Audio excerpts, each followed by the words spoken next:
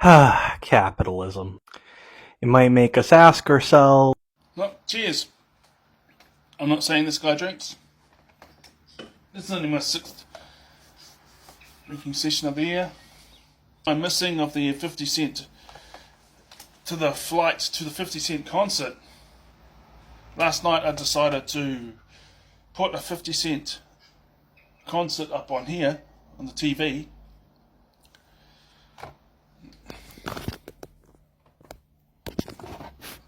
And get me some drinks. Now, true lightweight fashion. Okay, so after 3 songs, I was like, this is not the same as a concert, because I already knew it wasn't the same as a concert, but it was me trying to make the most of the situation.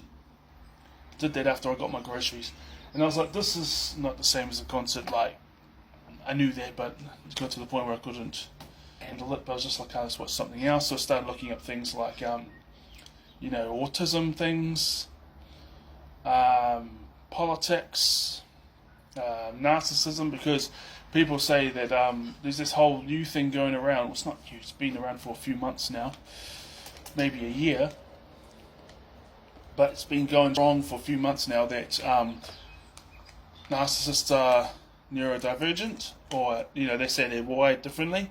Well, I've done recordings about how I've told people how they are both neurotypical and neurodivergent.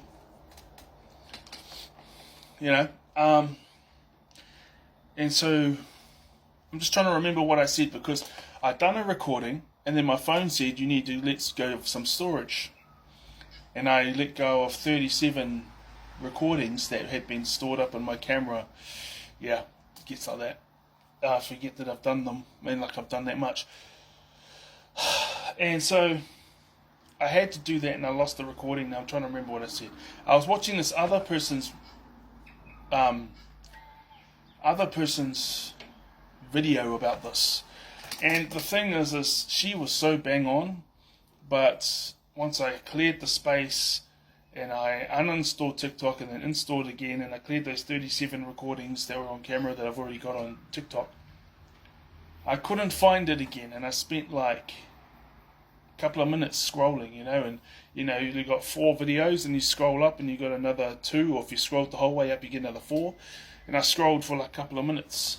Even found one recorders and scrolled her page for a couple of minutes and couldn't find the recording. So I thought I'd come out, and the first person that's talking about this specifically that I can duet or stitch, I'll stitch theirs. So I watched your recording, and it was a good recording. Short, brief, but good. So thank you. Go watch his recording. Go watch it. So, this is a Tui vodka, lime and soda. I fell asleep after drinking 2 of them last night. So, just having one. Haven't heard back from work about any work available tonight, so might take one waterside, or no, actually no. Just leave them here. And the reason why I put that up there is because people might perceive me as a hypocrite for my thing about shopping at last night and how I said no to the beers, because I was thinking of getting like 1 beer so I can switch tastes, but it could be seen as like a hypocrite or something. And I don't... Okay, guys. Yeah. Let's get on to the whole political thing. It's because we see cycles. I see cycles. Okay? See, when I was a teenager, when I was like 14, 15, it was the early 2000s, 2002, 2003, when I started telling people that houses were going to be 5 times as much. They're going to cost 5 times as much by the time we were 30, by the time we were going to get houses, unless we could save up and get one like really early in our 20s.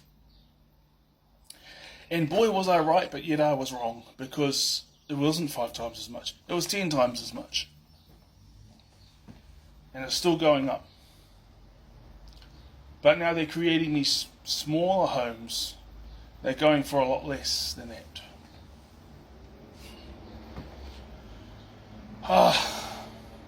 And so people can be like, you're dumb, you're an idiot, you're a moron because you're different. And if you hear that your whole entire life, and then you just hear that the whole entire life, you just develop this defense mechanism of, no, I'm right, because the whole world is telling you suck.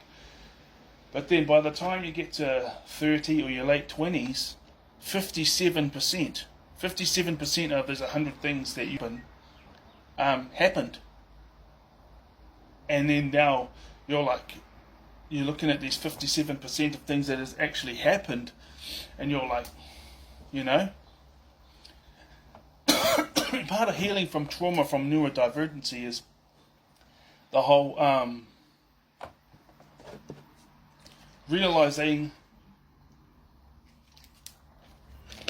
these things, right?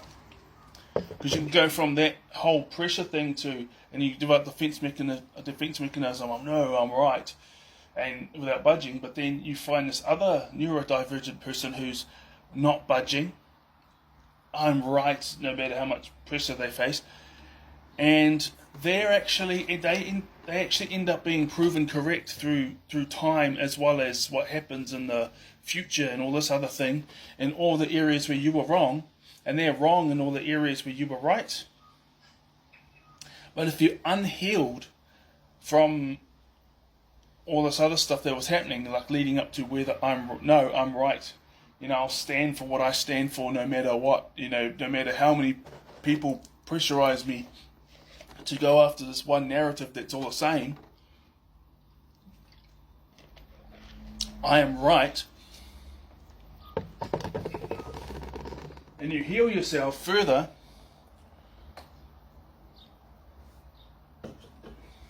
There's water in there. It's water.